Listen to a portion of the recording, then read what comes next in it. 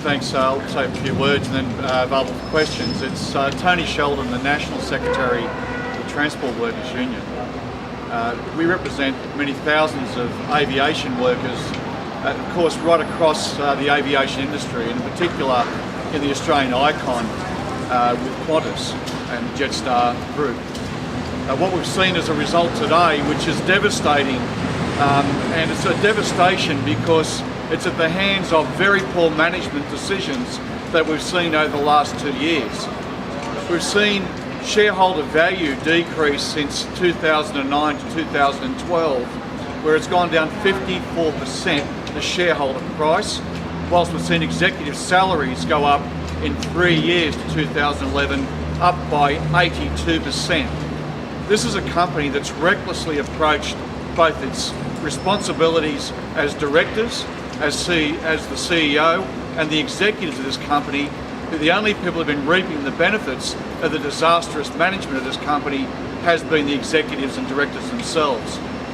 What's quite clear is that if you look back in the history, and one of the biggest claims the company has made, and that is that because of the industrial dispute that the company held last year, where there was only 7 days over 8 months, 7 hours over 8 months worth of industrial action taken by members of the TWU, but 1.2 million hours taken by Qantas management.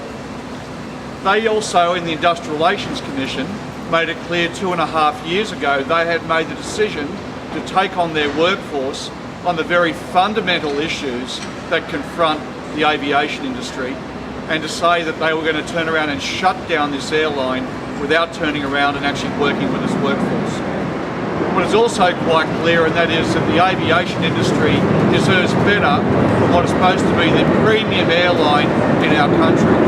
It's an airline which requires independence, it requires economic sensibilities to the Australian economy, and it's an airline that has a responsibility in the case of national disasters and international disasters that are so critical to our national security.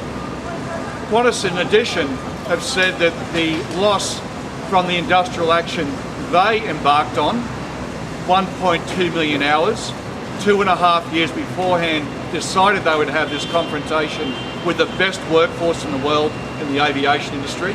They decided that the $194 million is the amount this year, this month, this announcement, and only a matter of months ago they were saying it was as little as 76 million. Someone's playing with the figures, and someone has to be held to account for those figures that have been played with. I'm ready for questions. Alan said today that the action that took place in October of grounding the fleet was necessary, and that the outcome that he has now will allow Qantas to get on with business. That's true?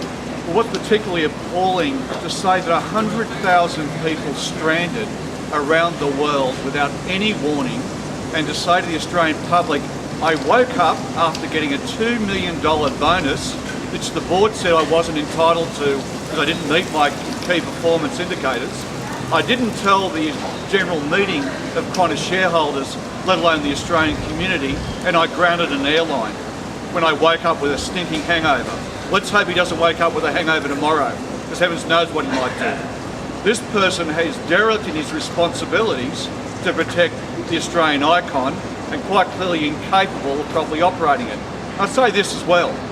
Everybody in the aviation industry knows they bought the wrong planes to go to North America. They've got the wrong planes going to they've moved from San Francisco, a popular tourist destination in Australia, to go to Dallas with the announcement that this was the opening of North America to the Qantas fleet and Qantas passengers. Only to find now that only a few months ago that the company that they've gone into this UU partnership has gone bankrupt. We've got American Airlines bankrupt at the moment in America, and we've got a company here who are bankrupt in trying to make sure they carry out due diligence for this airline. It's a company that's decided on low road rather than high road. It's decided that it's going to have outsourced staff both within this country, less trained, less professional, less experienced, and where they can't deport it overseas, that work, then they're going to make sure that it's less efficient, less professional and poorly paid. That means high turnover, poor performance. This company has a duty of care to the shareholders. They have a duty of care to the Australian public, who bequeathed this airline to them 17 years ago under the Qantas Sale Act to protect Australia's national interests. That wasn't Alan Joyce's national interest, 82% wage increases for him and the rest of his executives and cohorts, or the 55% reduction in the shareholder price since 2009 to August 2012, or the outsourcing of jobs overseas. There's only one group of people that benefited out of this, and that's Alan Joyce's and executives and the directors that have passively supported his positions.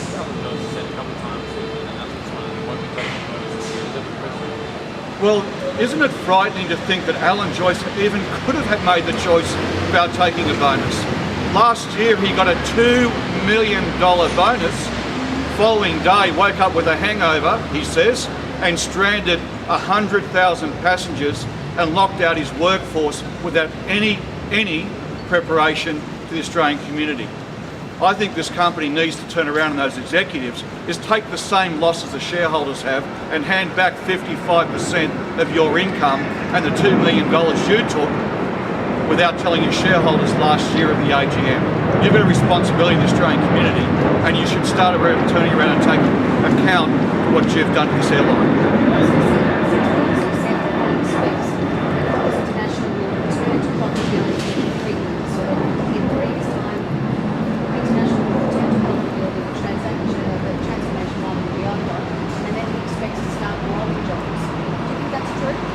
Look, when Alan Joyce talks about growing jobs, he talks about growing jobs overseas.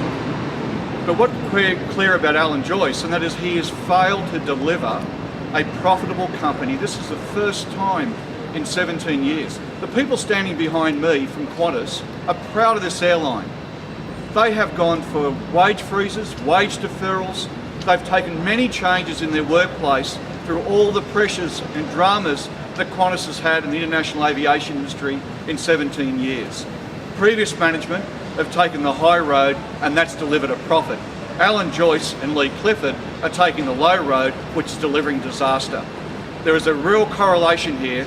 A company that gives bonuses, extra pay to their executives over this 3-year disaster, shareholders who lose 55% of their value, and the workforce that see their jobs outsourced only to go to executive pay packets. This company has not got a strategy. You're only going to look at Dallas, a partnership with a company that's gone bankrupt. Who did the due diligence, and who's going to be sacked for not doing it properly? Are you concerned about what it will mean for the Australian workforce as they try to push Qantas on that to turn it around? Look, I think this is the other big bogey. Alan Joyce has had for 2 years the Australian Council of Trade Unions, this union and many unions, with 61 questions about and detailed analysis of where work costs have been offset from Jetstar and these ventures in Asia put onto the Qantas mainline operations, and international in particular. The only question they answered in those 2 years with persistent requests, we said to them, come clean. If there are problems with the international operation, this workforce have always proven to work with this company. What Alan Joyce did and Leigh Clifford, they spat in their face and refused to answer, except under cross-examination, where their senior human resource manager turned around and said, yes, we do put our costs for things such as lounges. We do not get any benefit back from Jetstar for it. We bear those millions of dollars worth of costs. That's the only answer they've ever given under cross-examination, and they've never given it freely, and they've always given it under duress. Come clean, Alan Joyce. Start telling the Australian public the truth. Start telling your shareholders the truth, and start those shareholders. I'd say this to you very directly. If there's time for a revolt, this is a management to revolt against, because they are revolting.